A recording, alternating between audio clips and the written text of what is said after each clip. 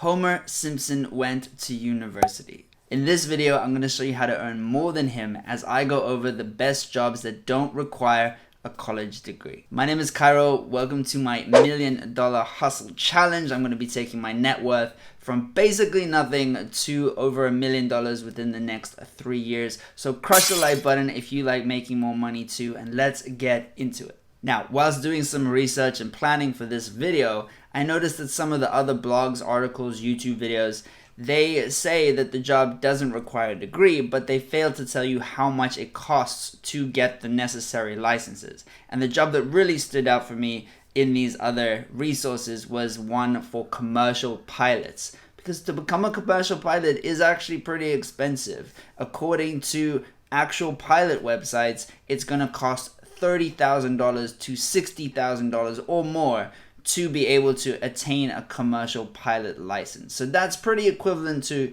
how much people will be spending on a degree. So that's why I'm ignoring commercial pilots for the rest of this video.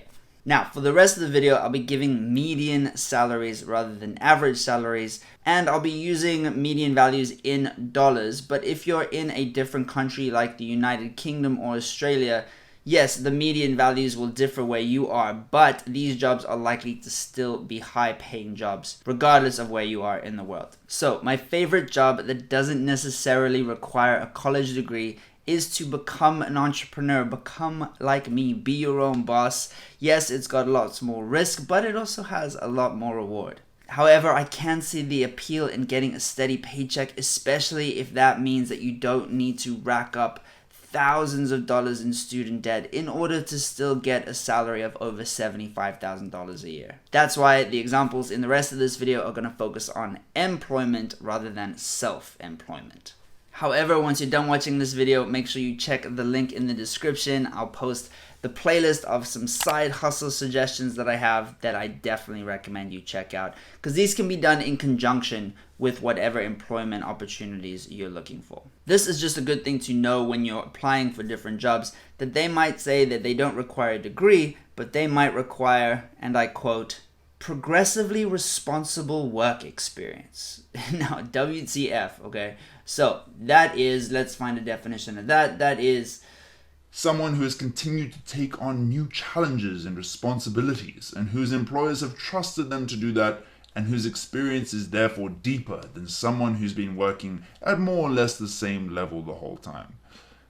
Basically, they're talking about someone who's tried to slowly climb the ranks in terms of their experience levels. So even if a job application doesn't actually specify this, it's not a bad idea to put something along those lines in terms of wording in your cover letter, because an employer is going to like to see that you have, made progress in whatever it is. Even if you're working in fast food, an employer likes to see that you are progressing incrementally. So the next jobs that I'm going to list all have a median salary of over $75,000, which is pretty big bucks, especially with no degree required. I'm getting all of these values from the Bureau of Labor Statistics and filtering by median salary and experience required. Now, if you want, you can go do the same thing as I am and filter for different experience levels or different salaries if you so choose. Now let's talk about computer programmers. Their median salary is $86,550. Now that's according to the Bureau of Labor Statistics, so I feel like they might be including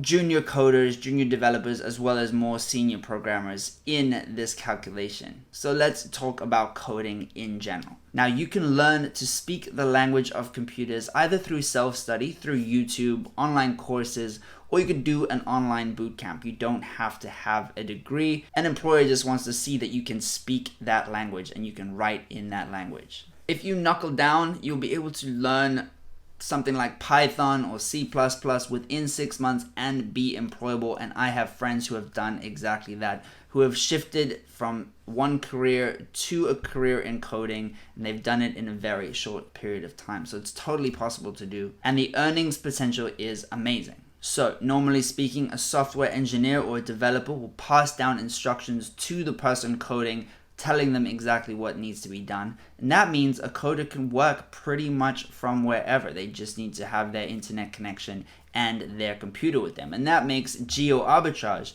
quite possible. So in my previous video, I spoke all about geo arbitrage and how that can end up saving you loads of money. So I'll link to that video in the description as well. Next up, we've got transportation inspectors, and they have a median salary of $75,820, which is not a bad chunk of change. Now, I use public transport all the time, but I never really thought that the people getting paid to check the safety of all the equipment would earn that much money. Essentially, this job entails making sure that the equipment or the vehicle is suitable and safe for either the transportation of cargo or the transportation of people. Now, let's move to law enforcement. A detective or criminal investigator would have a median salary of $83,170. Now, generally speaking, to start a career in that, you first have to go to police academy, work your way up through the ranks, and advance progressively. And if you wanted to work for a federal agency like the FBI, you would need a college degree. Now, it is quite a risky job. The likelihood of getting shot is there, and that equates to more money. Plus, law enforcement also generally has pretty strong unions and pretty good benefits as well. Now, do you know who earns even more than the detectives? Well, the people overseeing the detectives. So these people are higher up the food chain, they have more responsibility, they're overseeing the rest of the police force as well as the detectives, and they are also accountable for the actions of people underneath them, generally speaking, and that means their median annual salary is $91,090. Alright, it's Simpsons time. So Homer Simpson actually has a degree from Springfield University, and he is a nuclear safety inspector. Now, the median salary for a nuclear safety inspector, and remember, someone who needs to have a degree, is around $67,000. So if you want to earn more than Homer Simpson, all you have to do is become a power plant operator, the median salary, $81,990. Or become a power distributor or dispatcher, median salary $90,700. Or even more crazy, you could become a nuclear power reactor operator with a median salary of over $100,000.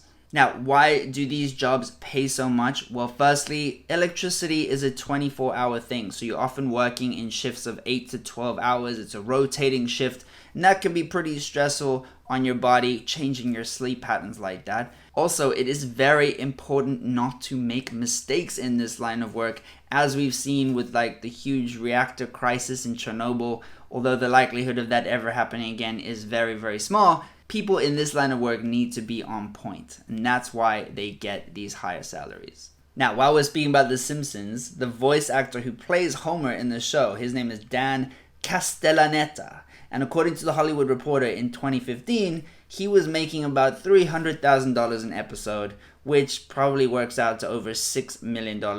So that is quite a good chunk of change. And to be a voice actor, you probably don't need a degree. I mean, it does help if you have studied acting and voice acting at some point, but it is possible to land those roles without having any formal degree.